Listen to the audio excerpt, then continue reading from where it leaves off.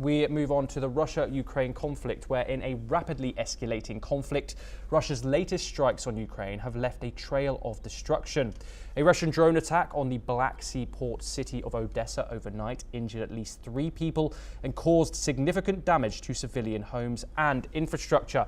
Fires erupted as a result of the strike, highlighting the continued targeting of Ukraine's vital infrastructure. Meanwhile, Russian forces launched a double-tap attack on the southern city of Kherson, killing 1 and injuring 3 others. The deliberate use of such tactics to hinder rescue operations and harm medics and police officers has drawn international condemnation. In another significant development, Russia has convicted 4 journalists for their links to anti-corruption foundation founded by the late opposition leader Alexei Navalny.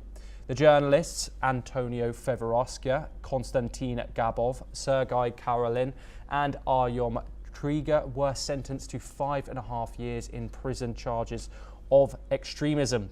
Their lawyers have rejected the charges, arguing that the prosecution is politically motivated and an attempt to silence dissent.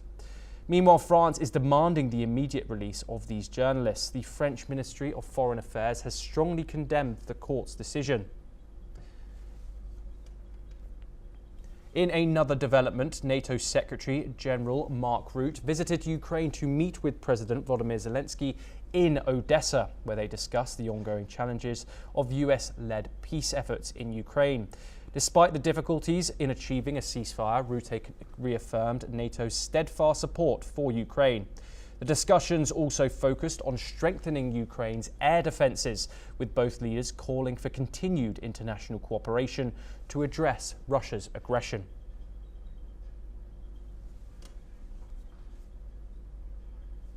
We are joined by Martin Saar-Arias, Foreign Affairs Analyst located in Frankfurt, Germany, to discuss this further. Thank you very much for joining us. Martin, in the wake of these drone strikes in Odessa, obviously previously Ukraine is still reeling from that big strike in Sumy earlier this week. What does this attack tell us about Moscow's current targeting priorities in this conflict? So basically, the recent attacks, especially on Ukrainian infrastructure and civilian areas, are extremely concerning. These attacks often violate international humanitarian law, particularly the Geneva Convention. The humanitarian cost is really extreme, and they are creating a long-term damage to civilian life, healthcare system, and energy supply.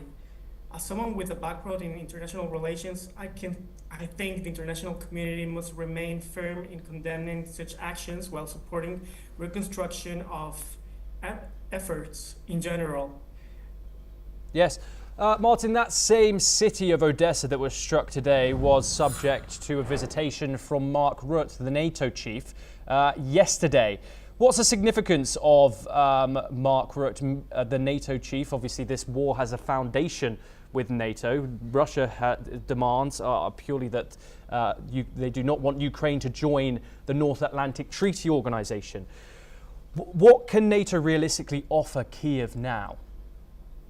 So Mark Rutte's comment that peace talks are not easy reflects the reality of this complex war. There are many stakeholders and trust is very low. Peace negotiations require not just military and political compromise, but also societal healing. The US leads many of these efforts, but success also depends on how willing Russia is to engage in this series. Nonetheless, such dialogue is necessary, even if they are difficult. It's about keeping doors open, reducing casualties, and avoiding further escalation, especially with nuclear powers involved. So it's not an easy situation. Martin, obviously there is this US brokered deal on neither Russia or Ukraine striking energy infrastructure in either city. This seems to be in tatters. Who's violating what, and what's the significance of these violations? So many lawyers claim that this verdict is unjustified. Basically,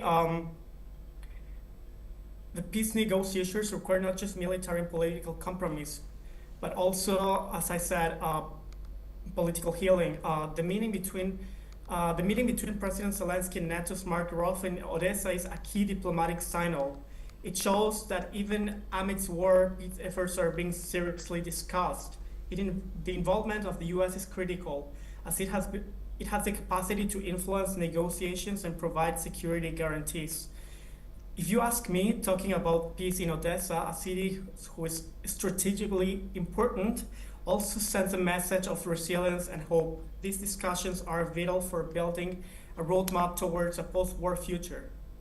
Martin, you obviously join us from Frankfurt, Germany. The German public opinion is fatigued, yet Berlin still sends aid. How do you see Europe's long-term stamina in this conflict in regards to their involvement, in regards to their military aid? How do you view the leadership of the coalition of the willing in this conflict? So I think the status quo of Germany will not change in a very drastic way. We need to remember that the former government was very aligned with US interests, and such as interests to save and to protect Ukraine.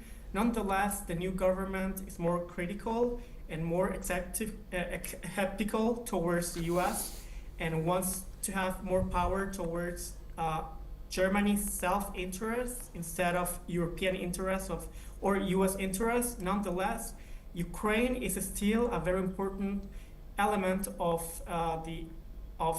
Germany's interest of protection. We need to remember that Germany is very concerned about the future with Russia, and most of public opinion in Germany is that Germany needs to protect itself against any threat of Russia. Yes. Martin, one final question. We've obviously seen these 4 journalists be imprisoned, some of them getting 5.5-year sentences for links to the recently deceased Navalny.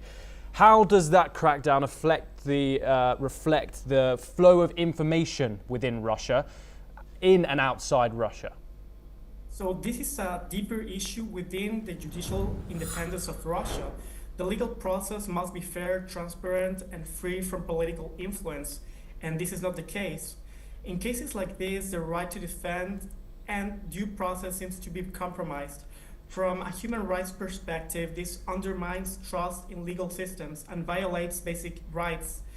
In international law, it's very essential that international legal community continues to raise awareness of this huge issue about the legal independence of the judiciary in Russia, because it is directly dependent on political issues.